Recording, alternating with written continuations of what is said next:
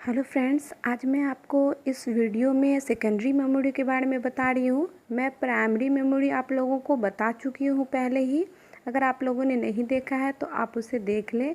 मैं secondary memory में इस स्ट्रक्चर में जो बताई हूँ वो मेरा है मैग्नेटिक डिस्क है, फ्लॉपी डिस्क है, फ्लैश मेमोरी है, ऑप्टिकल डिस्क है, हार्ड डिस्क है।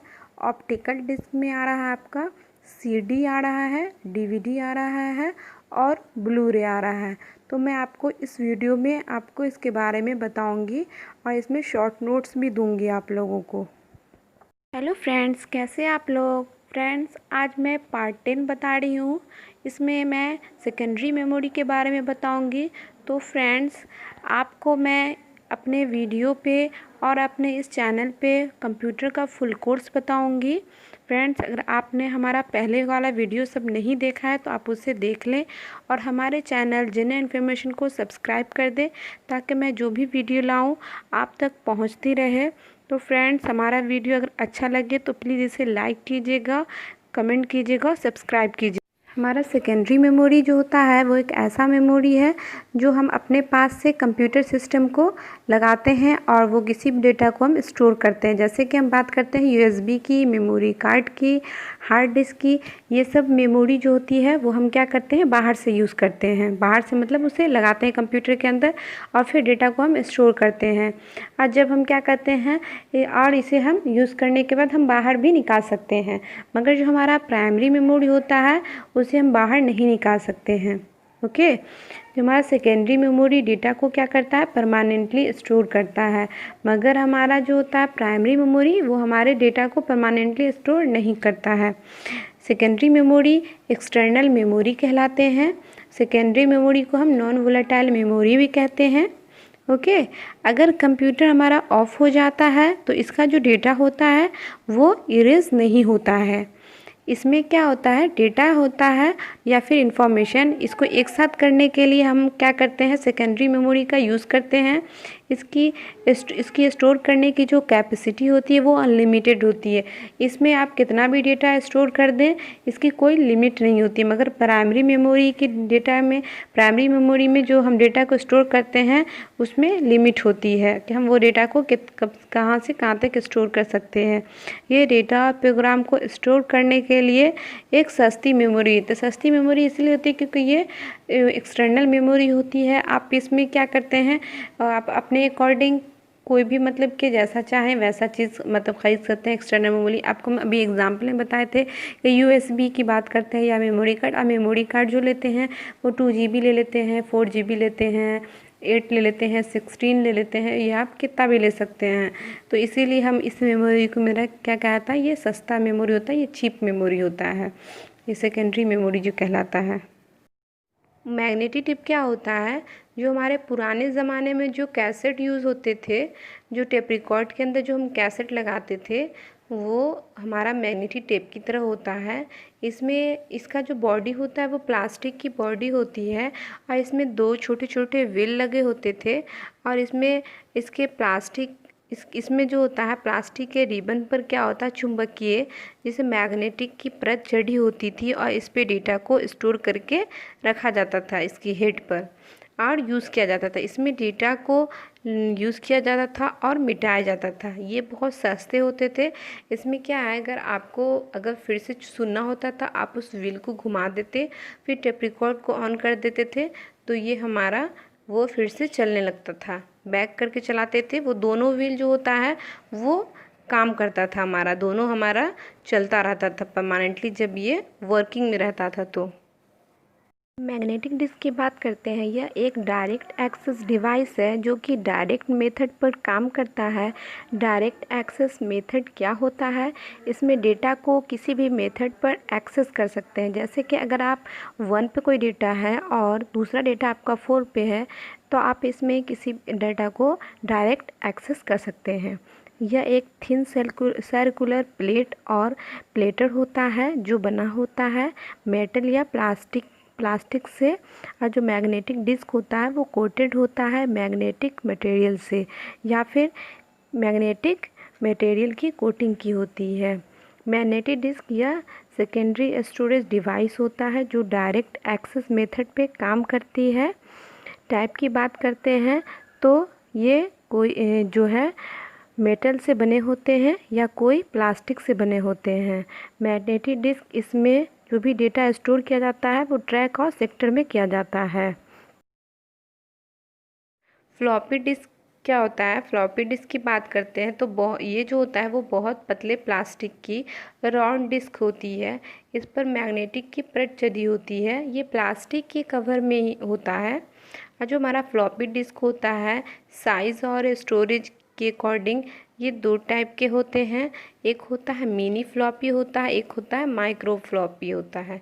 मिनी फ्लॉपी की बात करते हैं तो इसका आकार जो होता है वो 3.5 इंच का होता है, 3/2 इंच होता है।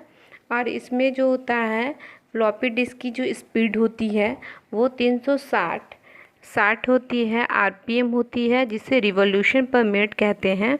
इसकी जो स्टोरेज कैपेसिटी होती है 1.44 MB होती है। इसमें जो होता है कंप्यूटर में रीड करने के लिए 3.5 इंच की फ्लॉपी डिस्क रीडर की ज़रूरत होती है। और माइक्रो की बात करते हैं तो ये जो होता है 5.5 इंच की होती है। इसमें स्टोरेज कैपेसिटी जो होती है 2.88 MB तक होता है। तो आपको समझ में आएगी जो हमारा फ्लॉपी डिस्क होता है वो बहुत पतला होता है। और इसमें बता दें कि इसकी जो स्टोरेज कैपेसिटी वगैरह होती है वो मिनी और माइक्रो वगैरह में होती है। Okay, what is flash memory? Flash memory जो होता है हमारा EPROM में जो छोटे छोटे इकाई में प्रोग्राम लिखे जाते हैं उसे इरेज किए जाते हैं। फ्लैश मेमोरी एक तरह का EPROM होता है। ओके, इसमें जो प्रोग्राम के बड़े पार्ट को इरेज किया जा सकता है। हमारा जो EPROM होता है उसमें छोटे छोटे प्रोग्राम को क्या करते हैं, उसमें इरेज कर सकते हैं, मगर हमारे फ्लैश मेमोरी में बड़े बड़े पार्ट को इरेज किया जा सकता है। फ्लैश मेमोरी जो होता है वो हमारा एक पोर्टेबल सेमीकंडक्टर मेमोरी होता है। इसमें रैम और रोम दोनों की गुण होते हैं। ओके, इसमें जो होता है USB की हेल्प से कंप्यूटर में लगाए जाते हैं। और ये प्लास्टिक की छोटी सी डिवाइस होती है।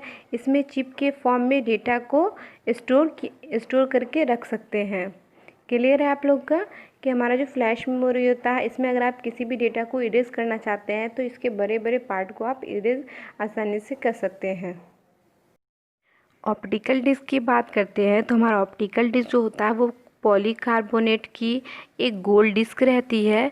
इसमें ऑप्टिकल डिस्क में डिजिटली किसी भी डेटा को सिक्योर करके रखता है। ये ऑप्टिकल डिस्क पर डेटा को रीड राइट करने के लिए कम कैपेसिटी वाले लेज़र लाइट का यूज़ किया जाता है।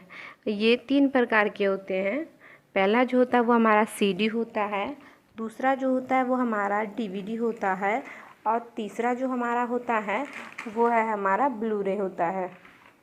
हम पहला की बात करते हैं, CD की बात करते हैं। तो CD जो होता है इसका पूरा नाम होता है कॉम्पैक्ट डिस्क होता है। इसकी कैपेसिटी हार्ड डिस्क से कम होती है, फ्लॉपी डिस्क से ज़्यादा होती है। इसमें 700 MB डेटा को स्टोर किया जाता है। ओके, इसमें जो डेटा होता है वो 30 ईयर तक स्टोर रह सकता है। CD और DVD वो एक ही जैसे लगते हैं, मगर इसमें इसकी कैपेसिटी अलग अलग होती है। और अगर हमारा क्या होता है, अगर हमारा इस पर CD पे हमारा कोई भी स्क्रैच आ जाता है, अगर आप इस पर स्क्रैच डाल देते हैं तो इसको डेटा को पढ़ने में बहुत प्रॉब्लम होने लगती है और धीरे धीरे हमारा CD वो क्या हो जाता है, बेकार हो जाता है। DVD की बात करते हैं। DVD का फुल फॉर्म होता है डिजिटल वर्सेटाइल डिस्क होता है। इसकी स्टोरेज कैपेसिटी बहुत ज़्यादा होती है। ये DVD और CD एक जैसी लगती है, मगर DVD की कैपेसिटी 4.7 GB से 17 GB तक होती है।